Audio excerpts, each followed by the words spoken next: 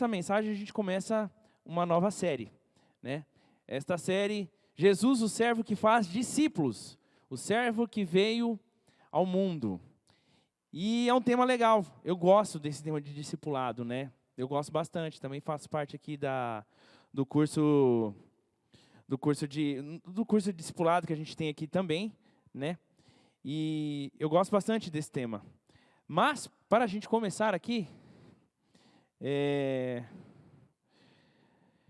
essa série mostrará que o nascimento do Messias, toda a questão do Natal, também não é apenas um evento que dividiu a história, que a gente sabe, né? Que vocês não sabem, mas deve saber, não é possível, né? Que a divisão da nossa história, da nossa data, é por causa do nascimento de Cristo. Mas o que vocês não sabem é que Jesus não nasceu exatamente no ano 0, tá? Tem um erro histórico ali. Jesus nasceu mais ou menos no ano -6 ali. Mas isso é assunto para outra coisa, né? Aí eu já comecei a entrar nas teologias, e eu entro de vez em quando, tá? Eles sabem aqui, eu entro na teologia e já viu. Mas eu gosto dessa parte. Mas assim, Obrigado, meu irmão. É um chamado, a nossa responsabilidade como cristãos, de pregar o evangelho a toda criatura. É o ID, né? O discipulado é isso também. E a gente vai ver aqui, através dessa mensagem, que o Natal também tem a ver com o discipulado, né? E para isso a gente vai começar aqui lendo em Lucas, no capítulo 2, do versículo 1 ao 20. Lucas 2, do 1 ao 20. Já vou lendo aqui. Naqueles dias, César Augusto, que era um imperador na época, né, publicou um decreto ordenando o recenseamento de todo o Império Romano. Esse foi o primeiro recenseamento feito quando Quirino era governador da Síria. Todos iam para a sua cidade natal a fim de alistar-se. Então, pegando o contexto histórico aqui, é uma coisa que eu gosto muito de estudar na Bíblia, talvez minha parte favorita, é estudar o contexto histórico das coisas que estão acontecendo. Por quê? Porque eu acho particularmente muito interessante o dedo de Deus moldando os rumos da história, sabe? Tem coisas, às vezes, sutis e às vezes coisas grandiosas no agir de Deus que nos trazem até esse momento, que trazem toda a história da humanidade nesse momento, né? E na Bíblia a gente vê muito disso, o agir de Deus em momentos específicos, fazendo todo o rumo da história. Tá, então todo mundo sai da sua cidade natal a fim de alistar-se. Assim, José foi da cidade de Nazaré da Galileia para a Judéia, para Belém, cidade de Davi, porque ele pertencia à casa e à linhagem de Davi, né? Quanto José quanto Maria, os dois eram da linhagem de Davi. E eles foram alistar-se com Maria, que estava prometida em casamento e esperava um filho. Enquanto estavam lá, chegou o tempo de nascer o bebê. E ela deu à luz ao seu primogênito, envolveu-o em panos e o colocou numa manjedoura, porque não havia lugar para eles na hospedaria que eles acharam, um mínimo de uma vaga, né? Havia pastores que estavam nos campos durante a noite, tomavam conta dos seus rebanhos. E aconteceu que um anjo do Senhor apareceu-lhes, e a glória do Senhor resplandeceu ao redor deles, e eles ficaram aterrorizados. Então, não assustados, aterrorizados, né? Mas o anjo lhe disse: não tenham medo, eis que lhes trazendo boas novas de grande alegria que são para todo o povo. Hoje na cidade de Davi lhes nasceu o Salvador, que é Cristo Senhor. E isso lhes servirá de sinal. Encontrarão um bebê envolto em panos e deitado em uma manjedoura. E de repente uma grande multidão do exército celestial apareceu com um anjo louvando a Deus, dizendo: glória a Deus nas alturas e paz na terra aos homens, aos quais Ele concede o seu favor. Quando os anjos os deixaram e foram para os céus, os pastores disseram uns aos outros: vamos a Belém e vejamos o que isso aconteceu, e que o Senhor nos deu a conhecer. Então correram para lá e encontraram Maria e José deitados na manjedoura. Depois de o verem, contaram a todos os que fora dito a respeito daquele menino. E todos os que ouviram que os pastores ficaram admirados. Maria, porém, guardava todas essas coisas e sobre elas refletia no seu coração. Os pastores voltaram glorificando a Deus por tudo que tinham visto e ouvido, como lhes foi dito, né? A manjedoura, ela revela o caminho do serviço, sabe por quê? Jesus, ele veio como o líder que vai salvar a humanidade, mas em primeiro lugar, Jesus veio como um servo. Jesus poderia ter optado a vir para a humanidade da forma que ele quiser. Vocês já pararam para pensar nisso? Por que Jesus fez questão de vir como uma criança? Por que Jesus fez questão de vir em uma família humilde? Jesus poderia ter vindo com toda a pompa e glória, que a sua onipresença, onipotência, onisciência lhes permitiam vir. Mas Jesus, ele optou por vir em uma família humilde. Mas Jesus optou por vir numa família humilde por quê? Porque eles eram humildes? Não. Jesus não optou por vir numa família porque eles eram humildes, mas porque de todas as famílias eles eram a mais fiel. José e Maria eram os mais fiéis. Por isso que Jesus veio na família deles. E se a família mais fiel de todas, fiel a Deus, fosse uma família rica, Jesus poderia ter vindo nela? Poderia, né? Jesus, ele não está olhando necessariamente para a sua conta bancária, ele está olhando para a fidelidade do seu coração perante ele. Esse é o mais importante. Por isso que ele veio nessa família, né? Mas ele ter vindo nessa família, ele ter nascido em um lugar que não era para uma criança ter nascido. Porque vocês param para pensar, hoje em dia, todo o cuidado que nós temos para nascer uma criança, numa sala completamente esterilizada, né? Vocês imaginam qual que era a taxa de natalidade naquele tempo? A taxa de natalidade, eu chuto que ela vai ser muito baixa. Talvez não tão baixa quanto da Idade Média, que o negócio era feio mesmo. Mas assim, ele nasceu num lugar insalubre. A gente vê os presépios com os animaizinhos em volta, e Jesus ali no coxo, ali bonitinho e tal. Onde Jesus estava ali? Provavelmente estava limpinho? Provavelmente estava limpinho porque Maria limpou, né? Maria não, provavelmente José limpou, parando para pensar, porque Maria já devia estar, né, cansada do parto. Mas não era um lugar tão bonito quanto os presépios mostram que é. Era um lugar com pouca iluminação, eu imagino. Era um estábulo, com vários animais ali. Era um lugar que, assim, se fosse para ter uma infecção, teria. Mas foi o lugar que Jesus escolheu nascer, né? Foi o lugar que ele escolheu nascer, por quê? Para mostrar, a partir do seu nascimento, o que seria o mote do seu ministério. Um ministério que ele era um líder, mas ele servia em primeiro lugar. Sabe? Jesus, esse que é o rolê, né? Os judeus, até hoje, eles esperavam um líder que os livrasse do jugo do Império Romano. Por quê? Quem que era Israel naquele tempo? Hoje a gente acabou de estudar sobre isso aqui nos Teens. A gente pegou todo um panorama dos principais personagens e a gente chegou agora nos últimos ali, antes de chegar no Novo Testamento. Os últimos personagens eram Malaquias, que é o último livro? Não. Os últimos eram ali Esdras, mais ou menos, Neemias, Esdras, antes de chegar no Novo Testamento. E aí tem mais ou menos uns 400 anos ali de silêncio.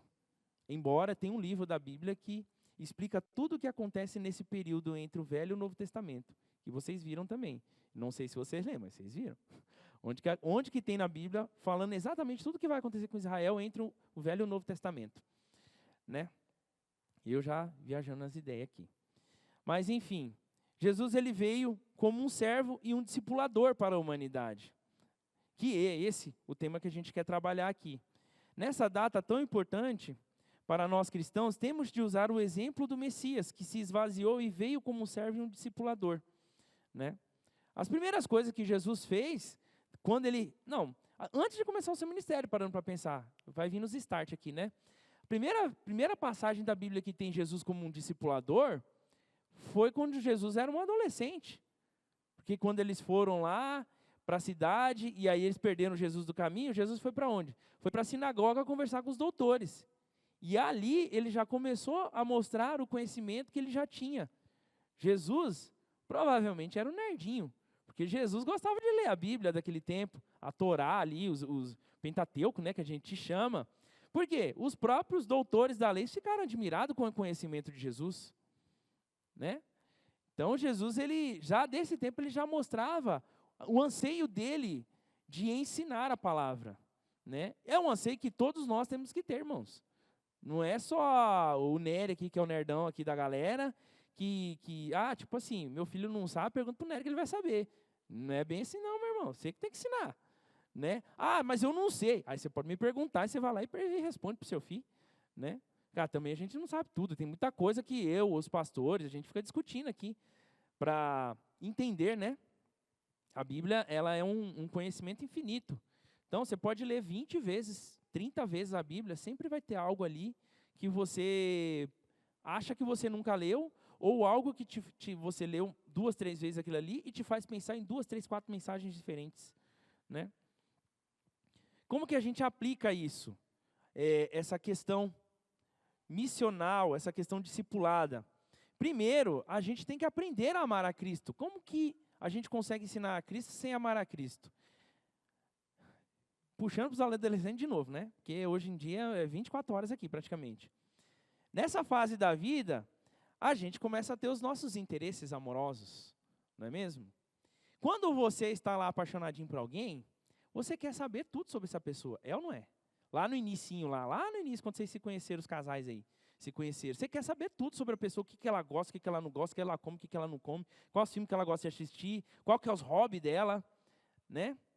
E assim vai crescendo o vínculo entre você e o seu futuro cônjuge, talvez, né? Você quer saber tudo sobre essa pessoa e é recíproco, porque quando o sentimento ele é correspondido, a pessoa também quer saber tudo sobre você, não é mesmo?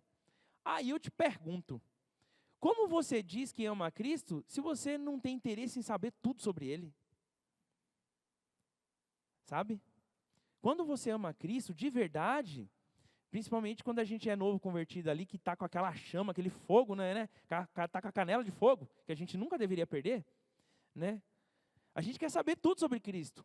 E aí, como que a gente aprende tudo sobre Cristo? A nossa primeira fonte é a Bíblia.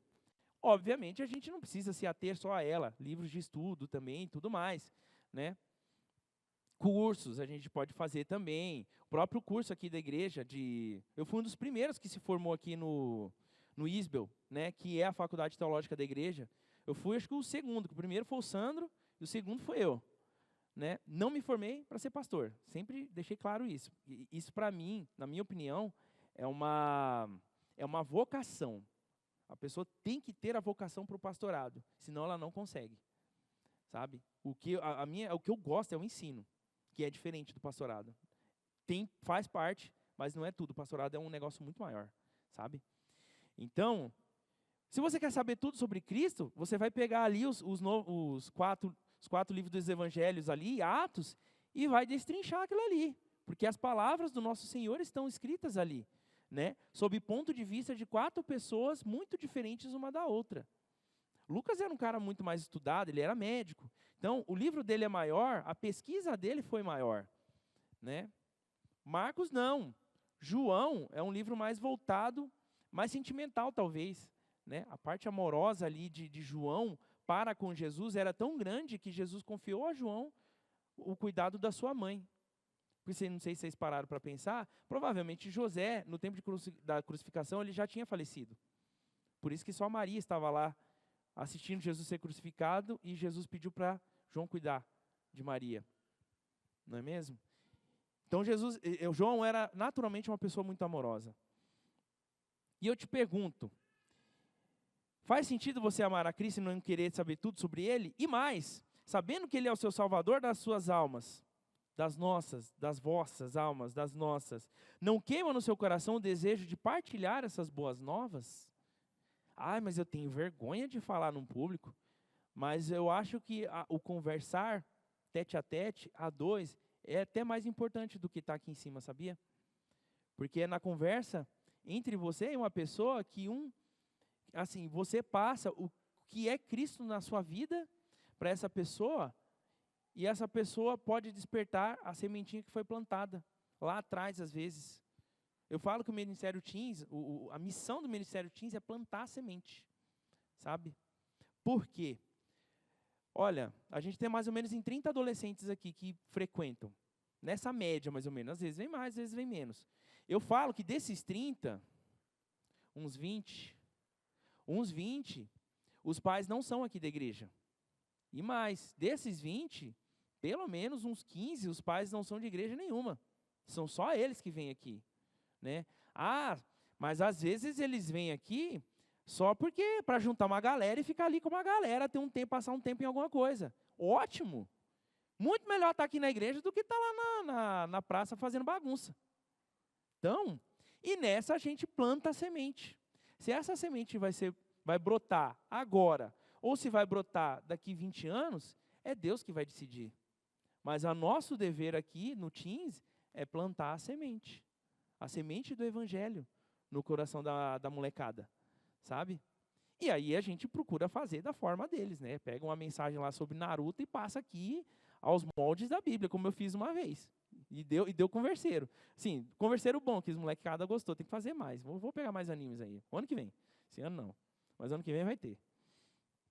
Né? Isso é importante, sabe? E às vezes ele assiste um negócio que eu não gosto.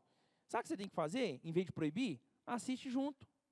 Porque você assistindo junto, você com o teu conhecimento maior do que o do adolescente, conhecimento cristão, vivência cristã, experiência cristã na sua vida, vai poder apontar para ele erros que tem ali naquele desenho, naquela coisa que ele gosta de ver, que às vezes ele não sabe enxergar. E às vezes ele vai poder te passar coisas daquilo ali que você não sabe enxergar, porque você não acompanha tão bem quanto, sabe? Eu fui de uma geração ali, eu sou a geração Cavaleiro do Zodíaco, que aí os pais não deixavam assistir porque era coisa do capeta. Mas eu sabia o nome de todos os cavaleiros. Até hoje eu sei, né? Hoje, com a idade dos meus pais, isso é uma coisa que eu entrei nessa fase, né? De eu começar a lembrar do meu pai na idade que eu tenho hoje. Isso nossa, velho, eu lembro do meu pai quando ele tinha a minha idade. Quem eu sou hoje, quem ele era, se eu sou melhor ou não, né? Se eu sou mais crente ou não, se eu cheguei mais longe ou não. De vez em quando dá essas crises existenciais, sabe? Quando a gente vai chegando ali beirando os 40. E aí, meu pai não deixava, minha mãe, né? Meu pai nem tanto, mas minha mãe não deixava assistir, mas ela também não assistia comigo. Mas assim, hoje eu já acho legal a gente pensar de uma forma diferente. Ter um momento de compartilhamento, né? Dali você consegue fazer um discipulado com o teu filho, sabe? O discipulado começa no lar. Vocês pais têm o dever de discipular seus filhos em primeiro lugar. Por mais que o seu conhecimento talvez não seja tanto, mas é o seu dever. Uma coisa que a gente fazia muito na infância, que eu lembro, era culto em casa. Então, de molequinho, 12 anos, eu já tocava na igreja, né? Então, eu tinha uma guitarra emprestada da igreja. Aí eu fazia a parte do louvor, porque eu já cantava. E aí minha irmã às vezes fazia a palavra. Meu pai e minha mãe estavam lá e assistiam, às vezes fazia uma oração. Sabe? Fazia o culto em casa, com a família. Ali. Uma brincadeira de fazer culto. Vamos brincar de fazer culto? Vamos brincar de fazer culto. Top! O discipulado já começa aí. Você tendo um culto em casa, às vezes aumenta o desejo da criança de vir no culto aqui também. Né? É importante isso, esses momentos, sabe? De interação. Interação cristã na família. Né? Enquanto você está lá com a sua família montando, por exemplo, agora que a gente está nessa época de Natal, né? Tem gente que ama a época de Natal para meter luzinha na casa inteira. Minha mãe era assim, minha mãe adorava uma luzinha. Um pisca-pisca. Tem gente que já não gosta tanto. Eu já não sou tanto e lá em casa é pequeno, não tem espaço para botar uma árvore. Só ele fica perguntando, quer uma árvore lá, mas eu vou pôr onde? Se eu pôr lá fora as cachorras pica? Então, não sei. Enfim, sobre a árvore de Natal, uma curiosidade curiosa. Vocês já pararam para pensar qual que foi a origem da árvore de Natal? E se eu te falar para vocês que é da igreja evangélica cristã protestante? A origem dessa árvore de Natal do pinheirinho bonitinho, eu até separei um texto, eu gosto de umas curiosidades curiosas assim, sabe? Eu separei um textinho aqui que fala um pouco da origem da árvore de Natal também. Dentre os inúmeros rumores sobre a origem da árvore de Natal, com o significado que a gente conhece hoje, a versão mais aceita é que a primeira delas surgiu na Alemanha. De acordo com essa versão, Martinho Lutero, que foi que começou a reforma, né, lá pelo século XVI, certa noite, numa véspera de Natal, enquanto caminhava pelas florestas alemãs lá, ficou deslumbrado com a beleza dos pinheiros cobertos de neve. O céu estava muito estrelado, parecia um colar de diamantes sobre a copa dos pinheiros.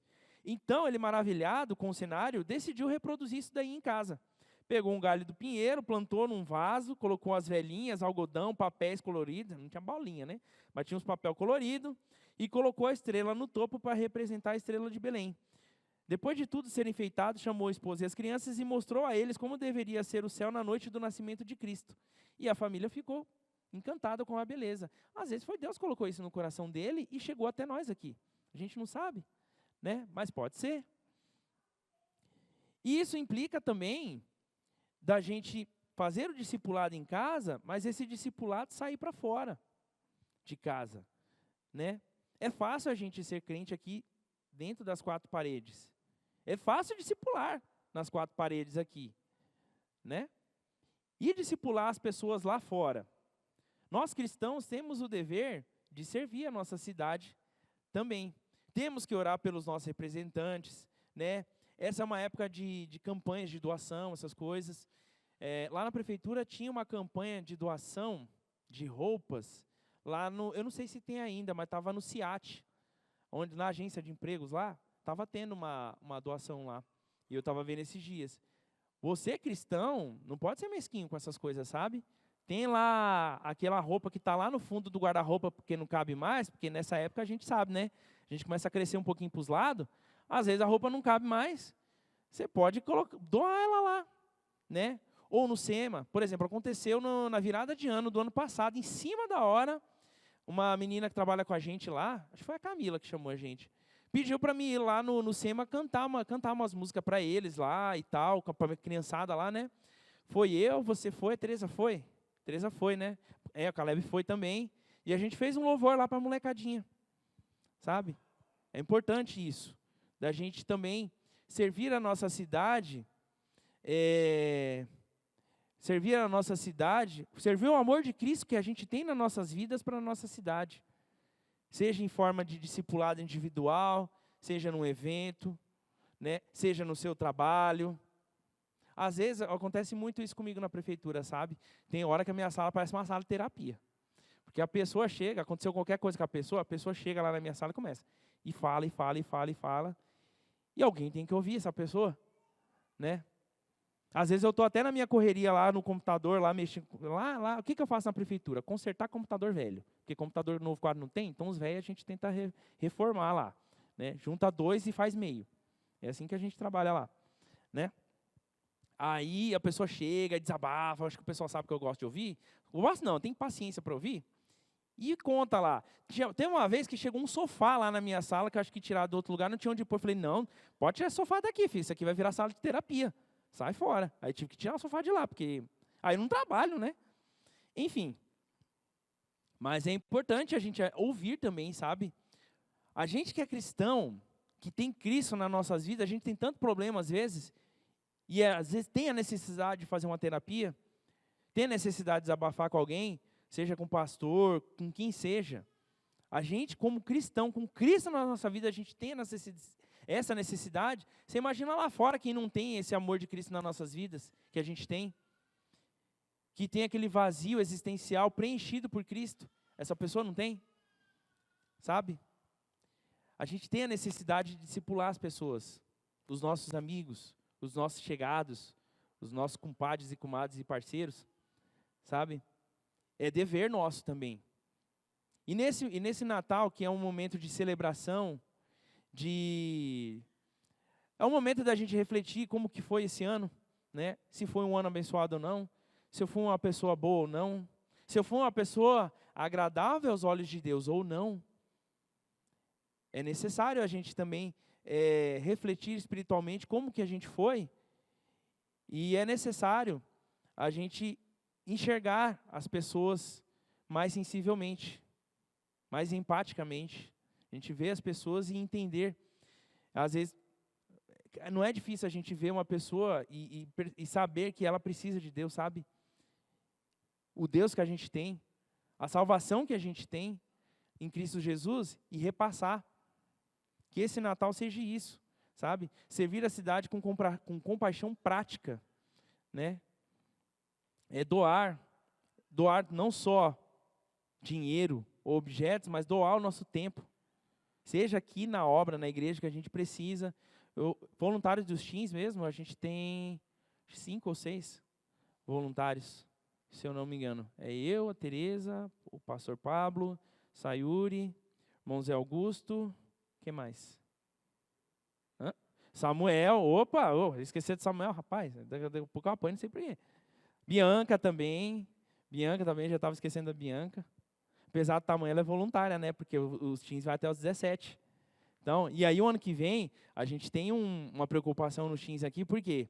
Porque está fazendo uma galera que vai fazer 18 e vai para o exército. Ou não, né? Mas assim, que vai sair dos teens. E aí a gente não pode perder o fio da meada, né? Aí os jovens estão aí para puxar essa galera também. E tá vindo uma galera dos peds já também, para os teens. E esse ciclo sem fim continua, né? Mas assim, somos em 6. Todo culto praticamente eu estou aqui. Acho que eu faltei 3 cultos, contando semana que vem que eu não vou poder vir. O ano inteiro tem que estar aqui, né? Ah, mas porque você é o líder, você não pode faltar. Não, velho. Eu sinto essa necessidade. Mas seria bom se tivesse mais voluntários. Mexer com adolescente é difícil? É difícil, dá dor de cabeça. Mais do que eu gostaria, às vezes. Mas é divertido também, sabe? É gratificante também.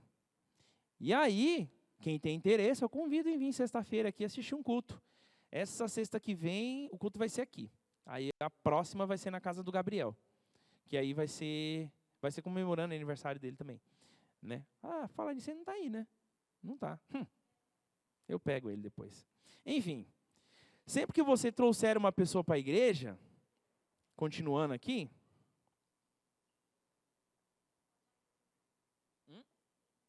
está lá em cima. Nossa, aí eu falando mal do menino. Coitado. Enfim, nós cristãos temos o dever de servir a nossa cidade, né?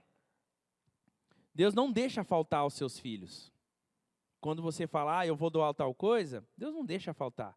Vocês já pararam para pensar? Aquele cristão, crente mesmo, aquele cara que vem na igreja, que tem o coração voltado para Deus. Quantos desses você conhece hoje na rua? Mendigo, doente. Vocês já viram um crente de verdade na rua passando fome? Deus não deixa. Deus provê. E é tão difícil a gente entregar a nossa vida e o nosso destino para Deus, né? Mesmo assim. Esse ano a gente foi para São Paulo, eu e a Sayuri. Aqui tem. Mas lá você vê o que é o tal do morador de rua. Lá é outro nível o negócio.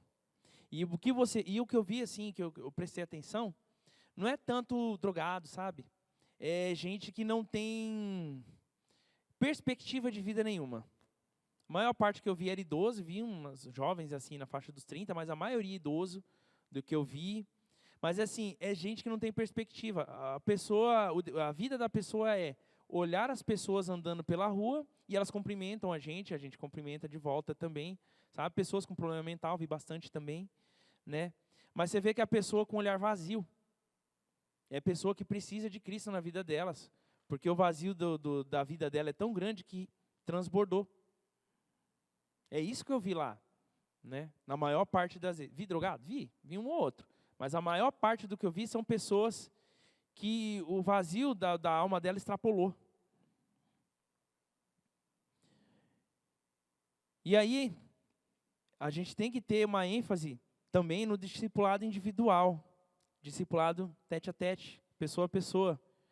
Você sabe que sempre que você trouxer uma pessoa para a igreja, vamos no culto comigo? Vamos, beleza? Beleza. Existe uma responsabilidade espiritual sua sobre a vida dessa pessoa. Vocês sabiam? E é importante isso. Você, como um crente já há mais tempo, é seu dever trazer alguém que não conhece o evangelho como você conhece. Mas é seu dever também começar o discipulado com essa pessoa. É o seu dever. Eventualmente, essa pessoa vai continuar vindo na igreja, tendo mais interesse, vindo mais vezes. Aí acaba fazendo lá o nosso curso, né? Quem sabe batizando no futuro. E aí essa pessoa começa a andar com as próprias pernas. Mas sempre que você traz uma pessoa para a igreja, que não tem um conhecimento bíblico que você tem, um conhecimento de Cristo que você tem que pensar que você está trazendo uma criança para a igreja. Uma criança espiritual. Uma criança que ainda não sabe o peso do pecado, às vezes, na vida dela. Tem noção do que é o certo e errado, né? Mas, assim, o peso espiritual parece bobeira para quem nasceu na igreja. Mas tem isso lá fora e não é pouco, é muito. Tem muita gente lá fora que não tem noção do peso do peso do que é o pecado na vida dela. Não tem nem noção do que é o pecado como a gente sabe, do estado de pecado que a gente nasce com ele, que a gente vê lá no curso também. Tem muita gente lá fora que não tem essa noção. E você, cristão, que tem, é o seu dever. A primeira pessoa que tem o dever de incentivar essa pessoa e de começar a educar espiritualmente essa pessoa. Eventualmente a igreja vai dar o suporte. Mas quando você traz uma pessoa que não conhece o evangelho, você tem que pensar que você está trazendo uma criança espiritual para a igreja. Espiritualmente falando, essa pessoa é uma criança. E aí um dia ela vai virar um adolescente, e aí está na hora dela tomar um leitinho mais gordo, né? Ou às vezes sair do leite e ir já para comida sólida, que já é palavra mais, já é mais Bíblia, mais palavra, mais conhecimento, né? E nós como cristão também a gente não pode se estagnar. A gente também tem que aprender. É importante a gente estar aqui na igreja, ouvindo a palavra, mas não se satisfazer só com isso. Tem que estudar. A Bíblia está aí para ser lida, sabe? Está para ser destrinchada mesmo. É importante isso. Então, o que eu falei aqui sobre você ter um peso espiritual sobre o visitante que você está trazendo, não é para te assustar, é para te incentivar, sabe? Porque você se torna um discipulador aí também. E porque essa pessoa que espiritualmente é uma criança, você será a referência de pai ou mãe espiritual para essa pessoa que você trouxe aqui. Você será o pai ou a mãe.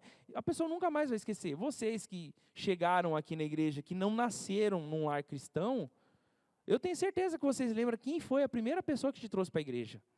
Eu tenho certeza. Essa pessoa se torna uma referência espiritual para você. E aí você tem o peso de ser um exemplo para essa pessoa também, né? Porque essa pessoa que espiritualmente é uma criança será referência para você, independente da idade sua e da pessoa, né? E isso é um privilégio. Isso é nada mais, nada menos do que o ID, pregar o evangelho a toda criatura. Quando você prega e você traz, é mais uma alma salva. É os anjos lá no céu regozijando. Porque você está fazendo a sua parte, né? É um incentivo a mais para buscarem e entender mais sobre o evangelho, para isso poder ser ensinado. Por exemplo, comecei a dar aula agora lá no soneto, de guitarra. Ah, porque eu manjo muito de guitarra a ponto de dar aula? De jeito nenhum. O Lucas sabe muito mais do que eu aqui de guitarra, pode ter certeza. Mas foi um jeito de eu me forçar a estudar, porque eu preciso estudar para poder passar. Sabe? E acaba sendo uma forma também da gente evangelizar. A gente, às vezes, acaba puxando uma música da igreja. Vamos aprender essa música da igreja aqui? E aí a gente já consegue evangelizar a pessoa ali também. Sabe? Tem um menino lá que eu estou dando aula que ele não é da igreja. Toca muito, moleque. Ele não está muito abaixo de mim, não. Mas, por exemplo, eu percebi que no início ele chegava falando muito palavrão. Aí agora eu já percebi que ele diminuiu bem. Porque aí não é recíproco, né? E aí ele já diminui. Eu vejo pelos teens aqui. Tem uns teens que chegam aqui que tem uma boquinha que dá vontade de lavar com que boa, sabe? Mas aí ele vai vindo aqui na igreja, ele vai vendo os outros, ele solta e já opa, desculpa. Sabe? Ele já começa a entender que é errado, que não é bonito, que é feio. Mas por quê? A vivência dele era outra. E aqui ele está conhecendo uma nova realidade. Não é? Uma realidade de pessoas que têm Cristo no coração. E aí ele vai aos pouquinhos mudando também, né? Cada crente é chamado para ser um canal vivo do amor de Cristo. É uma das formas da gente passar o amor que Cristo tem por nós, que transborda em nós, uma das formas da gente passar é através do discipulado, né? Para refletir aí, para praticar, a gente estou encerrando já, né? Como o nascimento de Cristo impacta nas minhas atitudes práticas? O Natal, o nascimento de Cristo, inicia como discipulado, como forma de servir a quem precisa, com aquilo que temos de melhor. Cristo nas nossas vidas, um coração de quem entende que está aqui para servir. O Natal, não como celebração de árvore de Natal, de velhinhas e nada disso, mas o Natal do nascimento de Cristo, o nascimento daquele que nos salvou. O nascimento daquele que mudou a história da humanidade e nos deu uma oportunidade de um dia a gente encontrar com Deus, sabe? Esse Natal é um Natal que a gente tem que parar e refletir. É um Natal que a gente tem que praticar.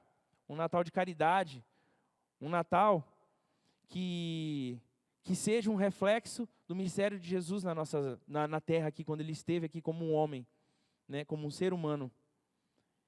É esse Natal que a gente tem que refletir aqui. Como isso impacta nas minhas atitudes diárias? Como como cristão, o que eu estou fazendo pela obra? Principalmente fora da igreja aqui. Porque aqui dentro da igreja a gente é uma comunidade cristã, a gente é uma família. Não à toa a gente a gente se chama de irmãos, né? Aqui dentro a gente está em comunhão com Cristo. O desafio lá fora. Lá fora, como que eu sou? Como que reflete Cristo na minha vida? Será que reflete? Né? O fato de Jesus ter vindo em um momento em uma família humilde, porém serve e justa perante Deus, revela a forma como Ele quer que a gente viva também, com o coração de servo voltados para a caridade, voltados para as pessoas que necessitam. A igreja primitiva, a igreja cristã primitiva, que é a igreja que começou lá em Atos, ela era conhecida por ser uma entidade, que a igreja é uma entidade filantrópica, né? Onde nenhum outro ia.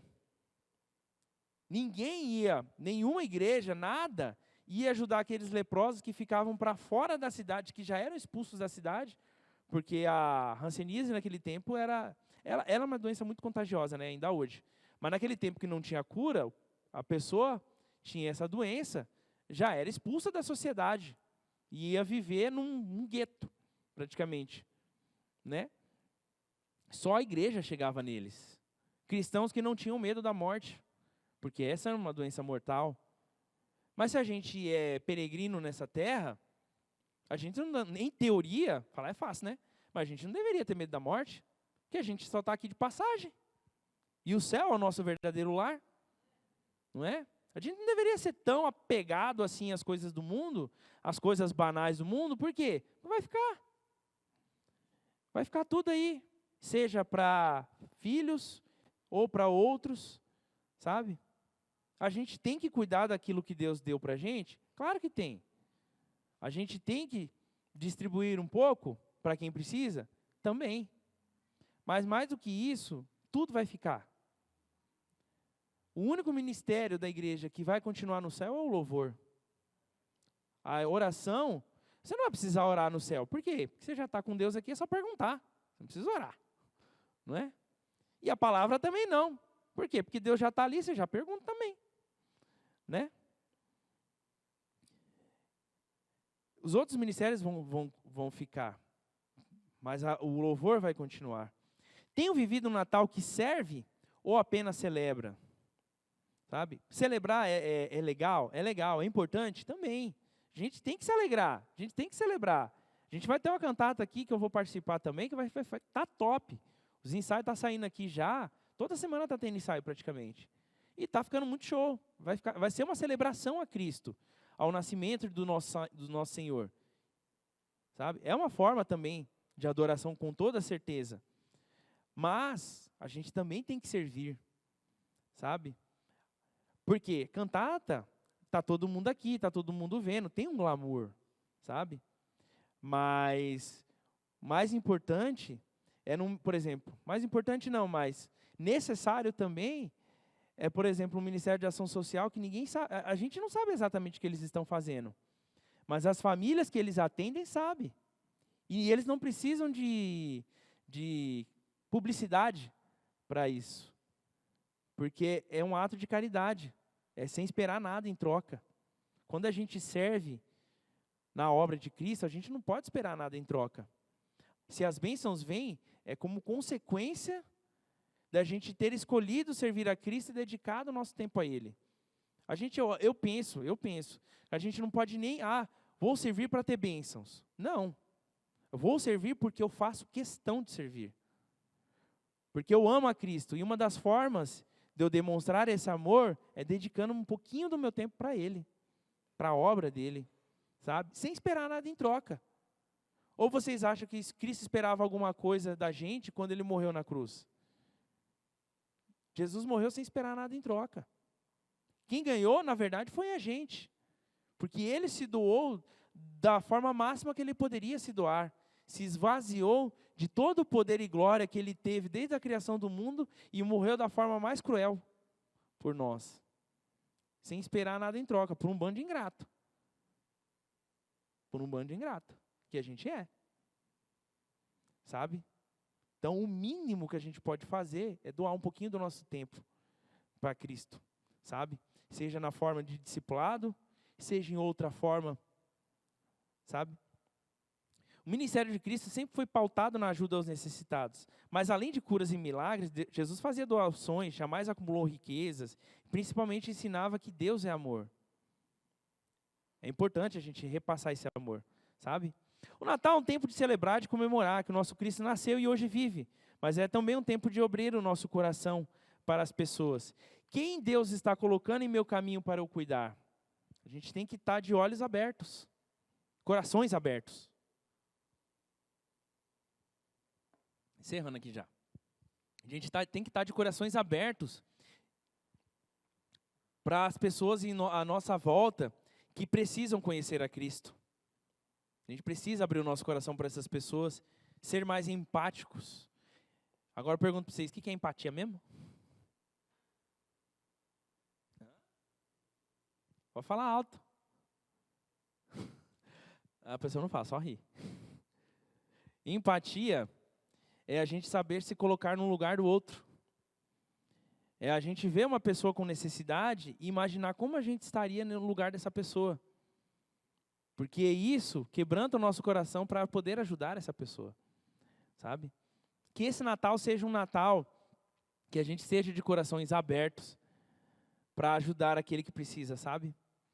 Não só com dinheiro, não só com doações, mas com o anseio de mostrar para essa pessoa que nem tudo está perdido, que existe um Cristo que pode cuidar e resgatar essa alma. Que o coração de cada um de nós aqui esteja aberto para Cristo usar para resgatar almas, né? Nesse tempo de celebração, nesse tempo de Natal, que nosso coração esteja aberto para que Cristo, através das nossas vidas, faça o bem àquele que necessita. Amém, igreja?